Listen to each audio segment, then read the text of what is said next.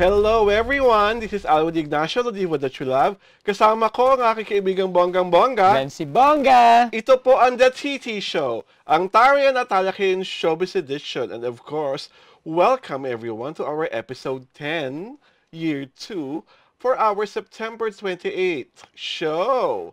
At Bonggang-Bongga nga naman dahil as of today, we already have 9,700 plus organic subscribers. Palakpakan naman po tayo to 10K! dyan.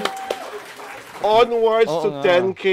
Gawin nyo na kaming 10K, Gawin please. na kaming 10K, di ba? 300 kembot at kandirit na lang. 10,000 na kami.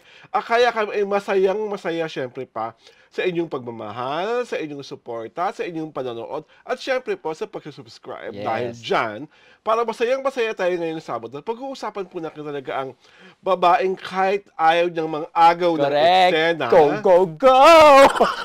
Diba? Ka-level natin siyang lahat. Talagang siya ang dahilan kung bakit lalong naging mainit na mainit at mas pinag-uusapan pa ang It's a Look-alike segment sa It's Showtime. Kasi nga po, talaga nga naman, ang mga hirit at ang pangungulit at ang mga walang kapararakang pinagkakasabi pero kwela pa rin ni Rufo May Quinto ay bentang-benta sa nasabing segment. Kaibigang Glenn, ano ang makasabi muna dyan sa mga paandar ni Peachy sa It's a Look-alike segment ng It's Showtime? Ako, syempre lagi ko napapanood, di ba, sa ano. So, bentang-benta sa akin yung mga hirit at saka mga binimbitawan ni Peachy sa sa ka-look-alike segment na yon. Lalo na yung sabi niya, favorite niya daw yung SB19. Ay! Dahil sa kanta nilang Gento. Dahil katunog daw ng apelido niya na Quinto. At sabi pa niya ay and I dedicate that to myself. I hope you like it. At tanging si Peachy lang po talaga nakaka-get away ng ganyan mga kabalbalan. Oo nga. Diba?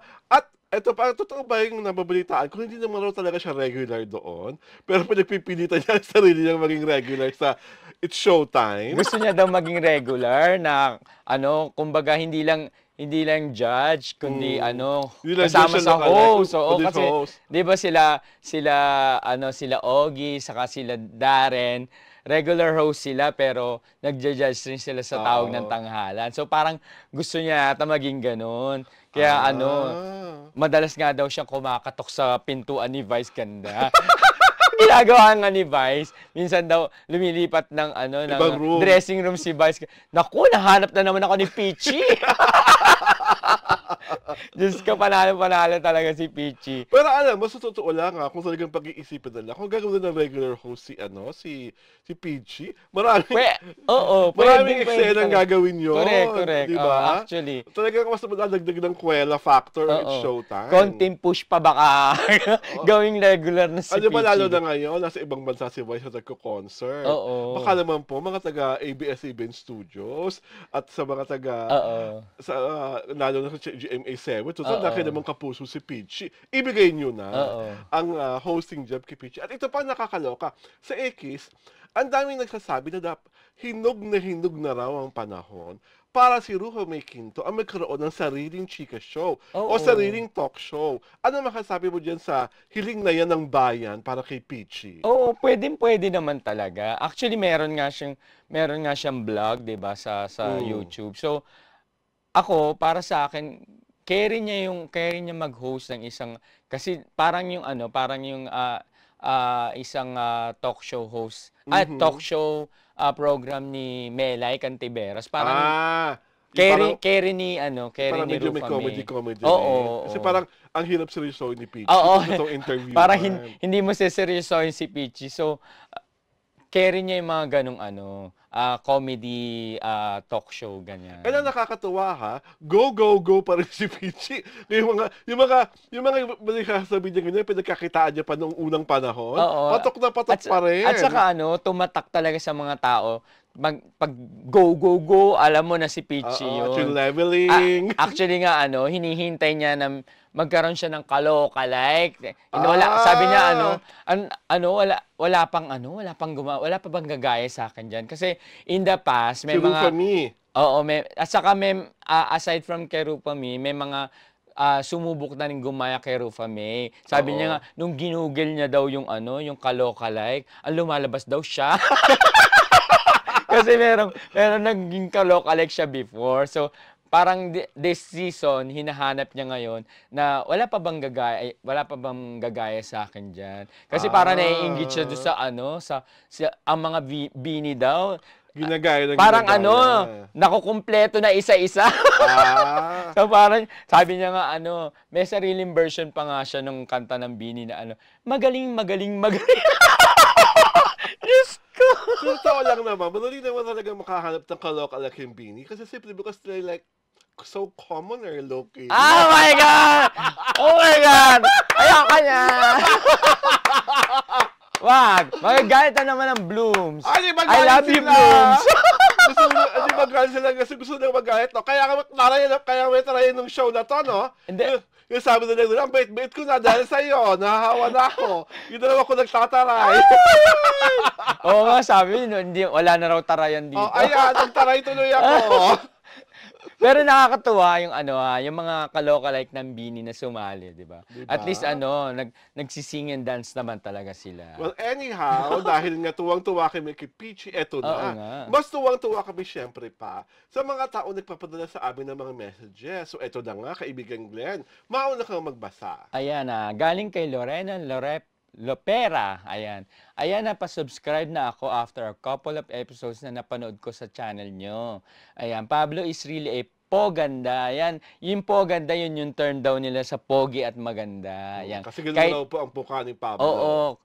Pablo is really a poganda kahit hindi ko pa siya nakikita ng personal. And his fashion is never a baduy fashion. Ang angas niya pag naka-skirt siya at hindi lahat ng lalaki bagay yung ganong get-up. The only pinuno yan. Yes. Totoo naman talaga yon. Dahil po sa kapasuot ng palda ni Pinunong Pablo, hindi na po nababother ang aking madir pag nakikita niya nakapalda ako.